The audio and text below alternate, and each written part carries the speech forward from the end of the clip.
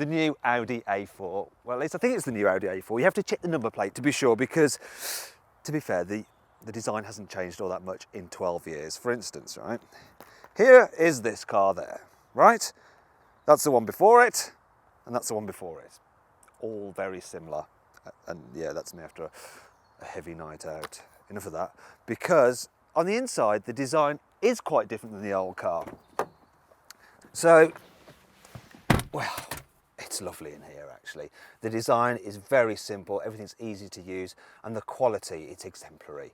Now you've got to be careful though. None of the cars in the range come with full leather seats as standard, which is a little bit bizarre on a car in this class. However, they all do come with Bluetooth, they come with digital radio, you get parking sensors and xenon headlamps. However, you're going to want to step up to the sport model because then you get sat-nav and it's a really good system. I love Audi's user interface for the infotainment system, and you can watch our full review of it by clicking in the top right hand corner on the card to see a detailed review and for another look around this cabin. And you'll probably notice this one's actually got the widescreen display, which is lovely. I've also got what Audi calls their virtual cockpit, so no analog dials, it's all digital, and you can change the view through to different modes and even have full beautiful widescreen sat-nav there right in your eye line. Another thing that Audi's done is try to improve the practicality. So the door bins will take a 1.5 litre bottle of water, and they also will here in the back, which is quite unusual.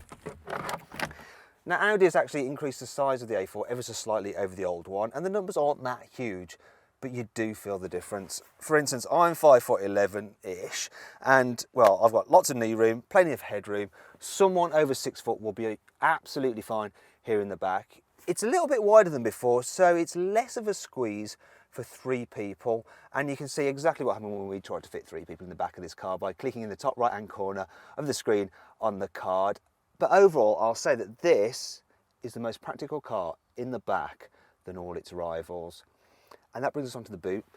Now, in terms of the actual boot volume, well, the capacity is pretty much identical to the Mercedes C-Class and BMW 3 Series, but the Audi just seems to make better use of its available space. So the boot is nice and square, so you can really pack it full of stuff. There's a low load lip and a low load height, plus the opening's nice and wide, so it's not too difficult to load and unload it. And there's some nice features as well, such as these curry hooks and tethering points, and on the whole I think the A4 is the most practical car in its class.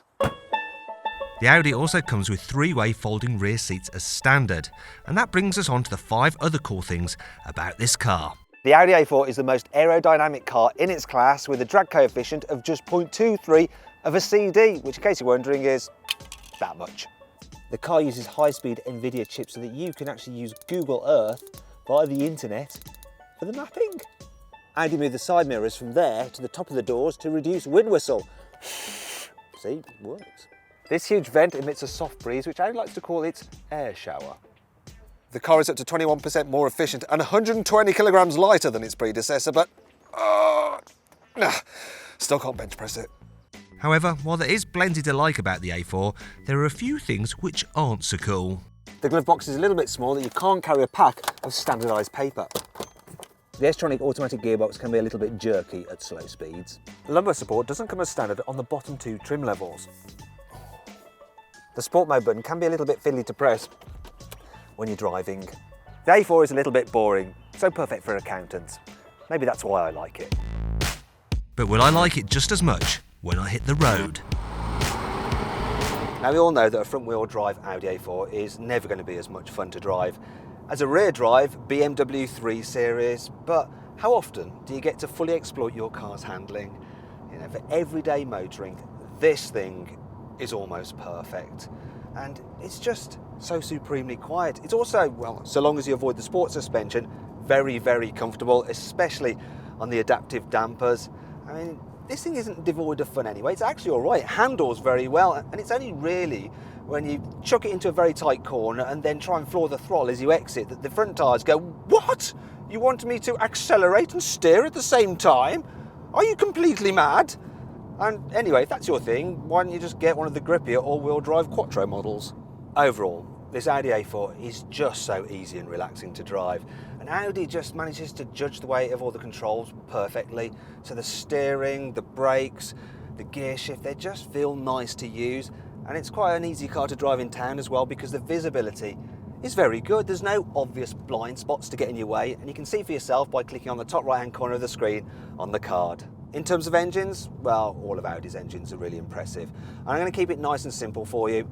If you don't do that many miles, get the 1.4 litre turbo petrol. If you do lots of miles, get the 2 litre diesel in 190 horsepower, guys, which is what this car has.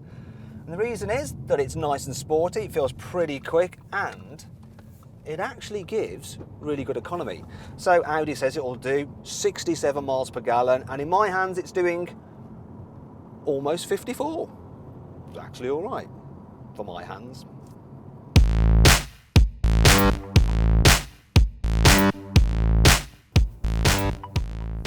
Okay then, overall, what do I think of the Audi A4? Well, the design is a little bit bland and the options are quite expensive, but it's a really relaxing car to drive and it's practical. Now, if you click up there on the top right hand corner of the screen, you can see more information on this car and find out the best deal you can get on an Audi A4 at carwow.co.uk. Thanks for watching. Click over there for our group test video between the Audi A4, the Jaguar XC, the BMW 3 Series and Mercedes C-Class. If you enjoyed this video, please like it, share it and subscribe to our channel. Now, did you know that Audi made its first German left-hand drive car back in 1921?